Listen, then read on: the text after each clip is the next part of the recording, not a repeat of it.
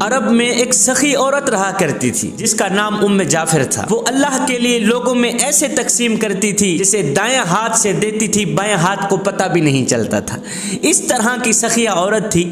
ایک دن یہ ایک راستے سے گزر رہی تھی، وہاں دو اندھے بیٹھے ہوئے تھے، دو نابینے بیٹھے ہوئے تھے۔ یہ دونوں صدا لگا رہے تھے۔ دونوں کی صدا یہ تھی، ایک کہتا مولا مجھے اپنے فضل و کرم سے روزی عطا کر، مولا مجھے اپنے فضل و کرم سے روزی عطا کر۔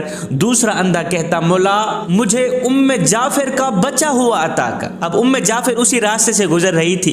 ام جعفر نے جب ان دونوں کی صدائیں سنی تو دونوں کو عطا کیا۔ ام جعفر نے یہ معمول بنا لیا، روزانہ اسی راستے سے جاتی، روزانہ ان دو نابینوں کو کچھ نہ کچھ عطا کرتی۔ جو شخص اللہ کا فضل طلب کر رہا تھا ام جعفر اسے 2 درہم دیتی اور ام جعفر کے فضل کے طلبگار کو ایک بھنی ہوئی مرغی عطا کرتی۔ دلچسپ بات یہ تھی کہ جیسے ہی ایک اندھے کو بھنی ہوئی مرغی ملتی تو وہ دوسرے اندھے کو 2 درہم میں بیچ دیتا، اس سے 2 درہم لے لیتا، مرغی بیچ دیتا۔ اب کئی دنوں تک یہ سلسلہ چلتا رہا۔ ام جعفر اپنے فضل کے طلبگار کو ایک بھنی ہوئی مرغی عطا کرتی اور اللہ کے فضل کے طلبگار کو 2 درہم عطا کرتی۔ یہ سلسلہ کئی دنوں تک چلتا رہا۔ ایک دن ام جعفر اس اندھے کے پاس آئی، اس نابینے کے پاس آئی جو ام جعفر کے فضل کا طلبگار تھا۔ آ کر کہا او اندھے مجھے بتا کیا تمہیں 100 دینار ملے ہیں؟ اندھا حیران ہو گیا، کہا نہیں مجھے تو نہیں ملے، مجھے تو ایک بھنی ہوئی مرغی ملتی تھی، وہ مرغی میں دوسرے اندھے کو 2 درہم میں بیچ دیتا تھا۔ ام جعفر نے کہا او اندھے جو اللہ کے فضل کا طلبگار تھا میں اسے 2 درہم دیتی اور تمہیں بھنی ہوئی مرغی میں 10 دینار ڈال کر دیتی، او نادان میں تو تمہیں ہر مرغی میں 10 دینار ڈال کر دیتی تھی اور تو وہ 10 دینار نکالے بغیر 2 درہم میں بیچ دیتا تھا۔ یہ سنتے ہی اندھے نے چیخ ماری، ایک زوردار چیخ ماری، اپنا سر پیٹنا شروع کر دیا، کہنے لگا ہائے میں مارا گیا،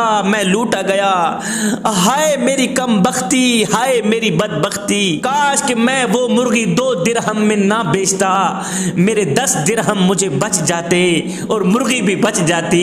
یہ سن کر ام جعفر نے کہا یقیناً اللہ کا فضل طلب کرنے والا کامیاب ہوا، اللہ کا فضل و کرم طلب کرنے والا کامیاب ہوا اور انسانوں کے فضل کا طلبگار ناکام ہوا، محروم ہوا۔ جوانوں جو اللہ کے فضل کے سوا، اللہ کے کرم کے سوا دیگر راستے تلاش کرتے ہیں انہیں دنیا میں گھاٹا ہی ملتا ہے، انہیں دنیا میں نقصان ہی نقصان ملتا ہے اور آخرت میں رسوائی نصیب ہوتی ہے، دنیا میں بھی تباہی آخرت میں بھی تباہی۔ دنیا میں کم لوگ ہی ایسے ہوں گے جو فاقوں سے مر جاتے ہوں گے، جو بھوک سے مر جاتے ہوں گے، جو اپنا ایمان نہیں بیچتے ہوں گے، جو ہر وقت ہر گھڑی ہر لمحے اللہ کے فضل کے امیدوار ہوں گے۔ کتنے خوش قسمت ہوں گے وہ لوگ، کتنے خوش بخت ہوں گے وہ لوگ۔ آئے آج میری قوم کے نوجوان کو جب تھوڑی سی پریشانی آتی ہے تو نمبردار کی چوکھٹ پہ بیٹھا نظر آتا ہے۔ آج میری قوم کے نوجوان کو جب تھوڑی سی تکلیف آتی ہے، تھوڑا سا برا وقت ہی کیا آیا، چودھری کی چوکھٹ پہ بیٹھا نظر آیا، وہاں جا کے بھیک مانگتا ہے، خدا را میرے یہ مسئلے حل کر دو، میرا یہ کر دو، میں پریشانی میں پھنس گیا ہوں، میں تکلیفوں میں الجھ گیا ہوں، میں یہ ہو گیا، میں وہ ہو گیا، میں مارا گیا، میں تباہ ہو گیا، میں برباد ہو گیا۔ خیو نادان تجھے چودھری کی چوکھٹ تو نظر آئی اور تجھے نمبردار کی چوکھٹ تو نظر آئی، تو اتنا نابینا ہو گیا، تو اندھا ہو گیا، تیری آنکھیں نہیں ہیں، تجھے مالک کی چوکھٹ کیوں نہ نظر آئے، تجھے مالک کا دروازہ کیوں نہ نظر آئے۔ کعبے کی دہلیز پہ بیٹھا ہوا ایک شخص رو کے کہہ رہا تھا مالک بچے بھوکے ہیں، میں بھوکا ہوں، اپنے فضل و کرم کا صدقہ مجھے کچھ عطا کر۔ ایک شخص قریب سے گزرا، اس شخص کا رونا دیکھ کر، آنکھوں سے نکلے آنسو دیکھ کر 100 درہم جیب سے نکالا، اس مانگنے والے شخص کو دے دیا۔ اتنی سی تھیلی بھری ہوئی تھی، یہ لے جا، خود بھی کھا، اپنے بچوں کو بھی کھلا۔ اس غریب شخص نے وہ تھیلی لے کر جھٹک دی، یہ کہتے ہوئے اس کی تھیلی جھٹک دی، کہا اگر تجھ سے مانگنا ہوتا تو اللہ کی چوکھٹ پر بھی نہ آتا، اگر مخلوق سے مانگنا ہوتا تو مالک کے دروازے پہ کیوں آتا؟ اے نادان تجھے چودھریوں کا دروازہ تو نظر آیا، تجھے نظر نہیں آیا تو کریم رب کا دروازہ نظر نہیں آیا۔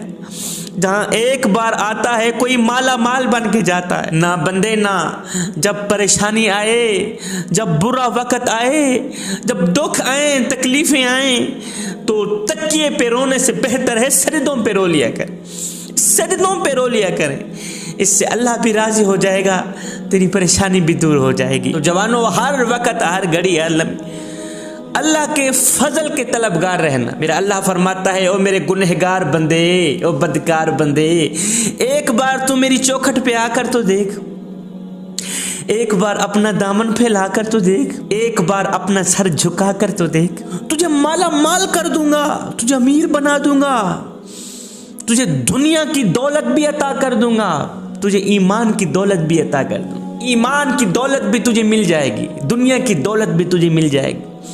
सिर्फ दुनिया में ही अमीर नहीं बनाऊंगा, मैं तुम्हें आखिरत में भी अमीर बना दूंगा, आखिरत का भी अमीर कर दूंगा मैं।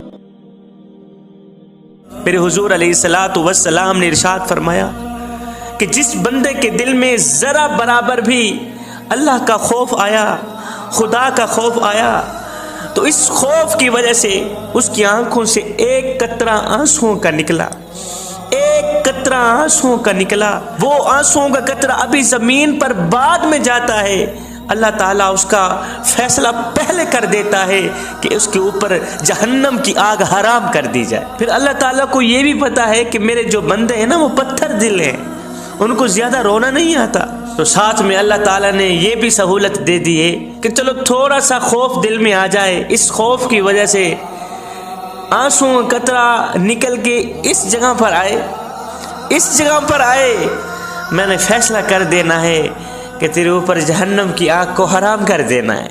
जब एक बंदा तौबा करता है, जब एक नौजवान तौबा करता है, पता है तुम्हारी ये तौबा अल्लाह ताला को कितनी खुशी देती है। जवानो, तुम में से जब एक नौजवान तौबा करता है तो अल्लाह ताला इतना खुश होता है, इतना खुश होता है, ऐलान कर देता है, फरिश्तों आज आसमान में जश्न मनाओ, आज जश्न का दिन है, पूरे आसमान में चरागा कर दो, सातों आसमानों में चरागा कर दो, इसलिए कि आज मुझसे बिछड़े बंदे ने मुझसे सुलह कर ली। जवानों, खुदारा अपने ऊपर गौर करो कि आज तुम बेबसी के किस मकाम तक पहुंच गए हो।